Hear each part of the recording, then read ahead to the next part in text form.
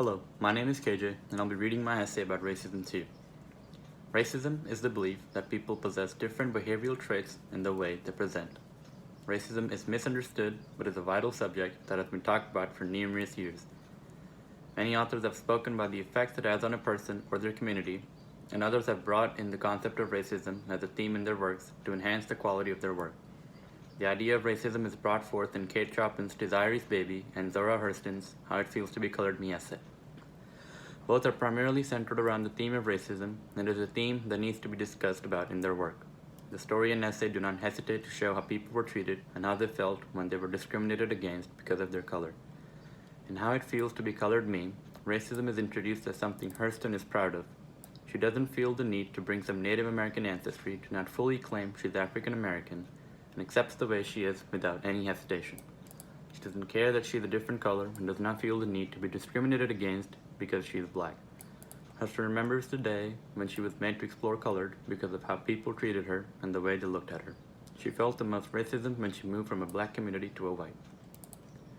Hurston uses racism in her work to merely show how she feels and wants people to view her race. Hurston did not write to uplift her race because she knew it was already uplifted.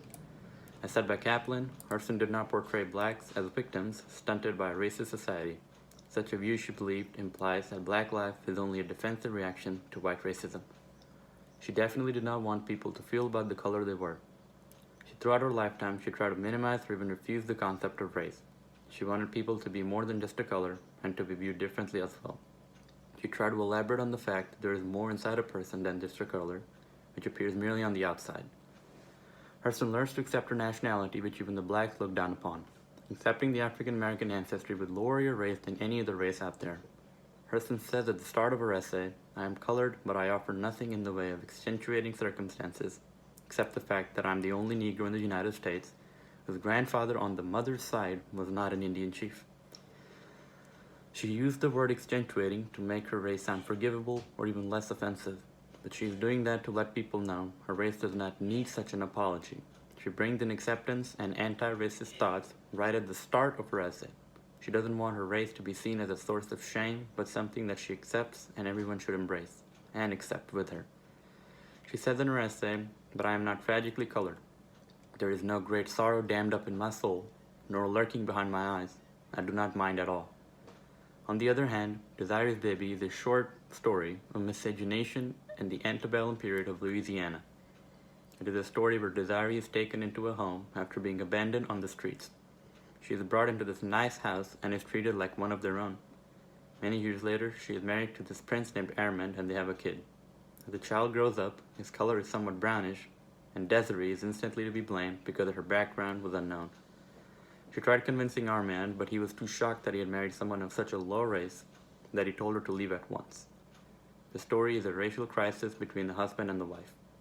The story written by Chopin shows the guilt, shame, and fear those who were not the race white had. The story brings in racism to show how it shapes and twists the psychology and lives of the white plantation owners who own the slaves and benefit from them. The fear led to Madame Aubigny hiding her true identity and ruining the household of his son. She was afraid and did not tell anyone because she did not want her son to feel ashamed for being the race he is. She says in the story in one of her letters that she wrote for him, "I thank the God good for having so arranged our lives that our dear Armand will never know that his mother, who adores him, belongs to a race that is cursed with the brand of slavery."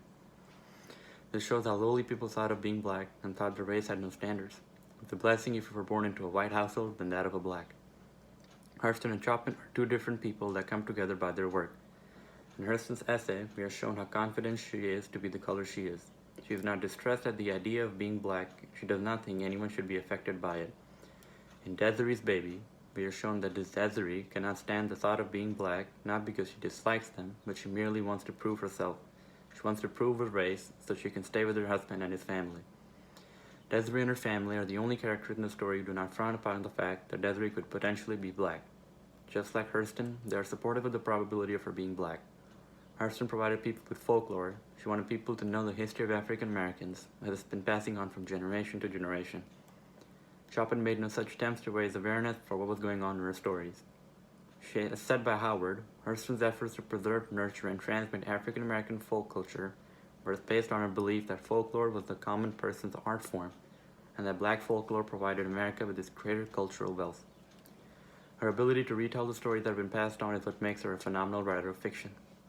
Chopin's style of writing is different from Hurston's, of course. Chopin's style of writing is that of a local colorist. She focuses on a character from a specific region. As said by Rosenblum, Chopin has been described as a local colorist. The essay and story both show the effects of racism and how people felt because of it. There are a lot of similarities and differences between the works, but both manage to show how racism was in two different centuries. The story by Chopin was written in 1800, whereas the essay was written in the 1900s. Even when they are centuries apart, there is so much that is similar in them. It shows how the impacts of racism have slightly decreased over such a gap in time. This is an issue worth examining because it is still going around in our world today. The authors saw the lives of those being ruined just because of their color. The work shows us why the authors raised awareness, because such a small matter as to one's physical appearance determined what kind of treatment you would receive for the rest of your life. My name is KJ, and thanks for listening.